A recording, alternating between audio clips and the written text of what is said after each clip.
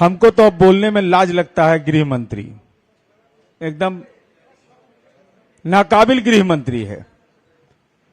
2021 के national crime bureau के data के बाद पूरे तौर पर अब तक के इन्होंने डेटा भी नेशनल क्राइम ब्यूरो का जारी नहीं किया। ये सहकारिता मंत्री हैं। सहकारिता मंत्री अमित शाह बिहार के झंझारपुर में आए और झंझारपुर में जो बातें कही हमारी पार्टी के और प्रवक्तागण बताएंगे, लेकिन ये कितने दोहरे चरित्र के लोग हैं, इससे बातों को समझना, इनके भाषण से सुनकर के मुझे इस बात का एहसास हुआ कि बाकी जगहों पर ही नारा लगाएंगे जय श्री राम, लेकिन ये मिथिला की धरती है, सीता मैया की धरती है, तो यहां इनको बोलना पड़ा सिया राम। तो अयोध्या में तो अलग करवा दिया, भगवान राम और सीता को अलग अलग कर दिया। तो दूसरे जगह पर जय श्री राम बोलते हैं, तो यहां सिया राम बोलने की जरूरत इनको क्या पड़ गई? यह सवाल मेरा माननीय अमित शाह जी आपसे है। यह मिथिला की धरती है। आपने प्रभु श्री राम से, मर्यादा पुरुषोत्तम राम से जगत जननी सीता को अलग करने की साजिश किया, लेकिन मिथिला की धरती है। आपको लगा कि अगर ऐसा करेंगे तो उल्टा भागना पड़ेगा, उल्टे पैर भागना पड़ेगा, तो सिया राम बोल रहे हैं। अब चलिए, अब अयोध्या में राम मंदिर बन रहा है माननीय न्यायालय के निर्देश से। तो सीतामढ़ी के पुनौरा धाम में जगत जननी सीता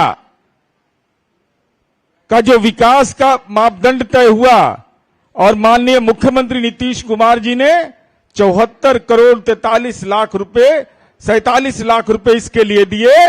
अगर जगत जननी सीता के प्रति आप ईमानदार थे, अगर राम और सीता की जोड़ी को आप मानते हैं कि सनातन धर्म की एक ऐसी जोड़ी जो आम लोगों को प्रेरित करती है, तो जगत जननी सीता के मंदिर बनाने के लिए इनके खजाने में 1 रुपया नहीं है। 1 रुपया नहीं, इसलिए कि जगत जननी सीता के प्रति आपका नजरिया सही नहीं है।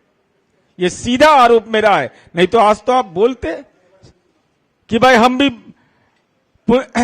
पुनौरा धाम के विकास के लिए केंद्र सरकार ने यह काम करेगी।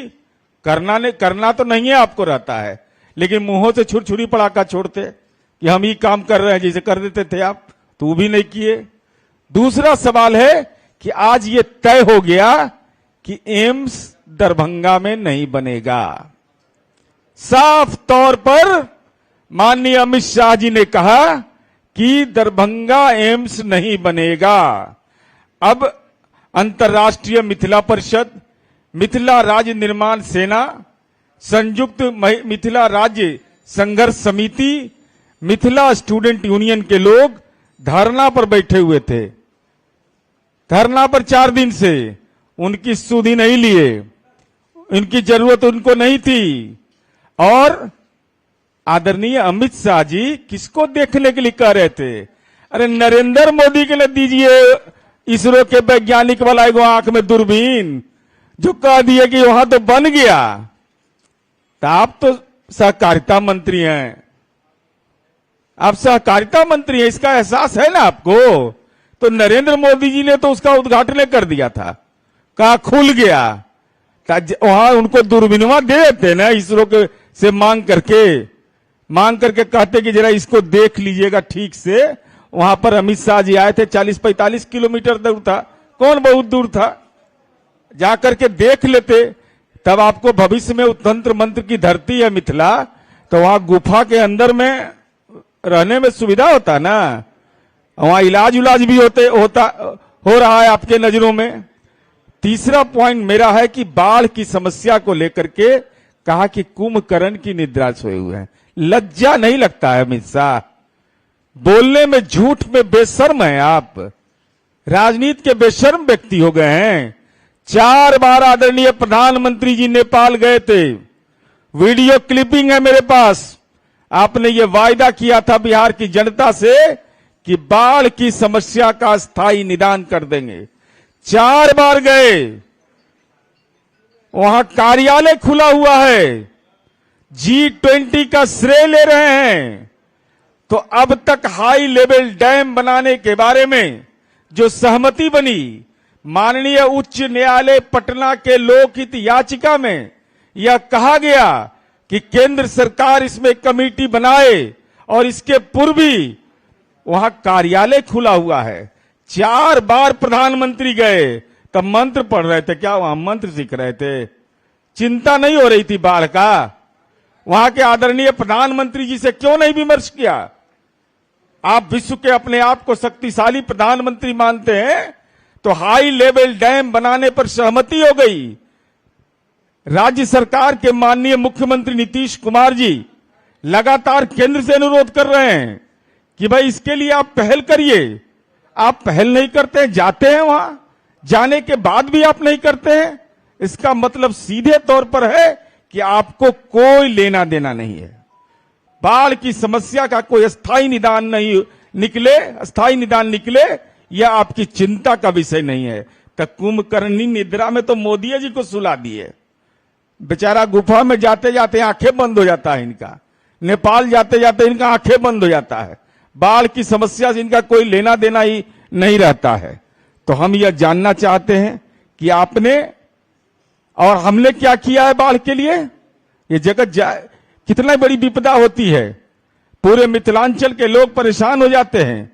और आदरणीय मुख्यमंत्री जी आपदा प्रबंधन के तहत नीति बिहार में नीतीश कुमार जी ने बनाया, और जरा सा लाज नहीं लगता है आपको बोलने में? वहां जननायक कर्पूरी ठाकुर, अरे वो बोलते ना कि आदरणीय नीतीश कुमार जी ने वो स्टेडियम बनाया जिसका नाम सामाजिक परिवर्तन के योद्धा जननायक कर्पूरी ठाकुर के नाम पर है।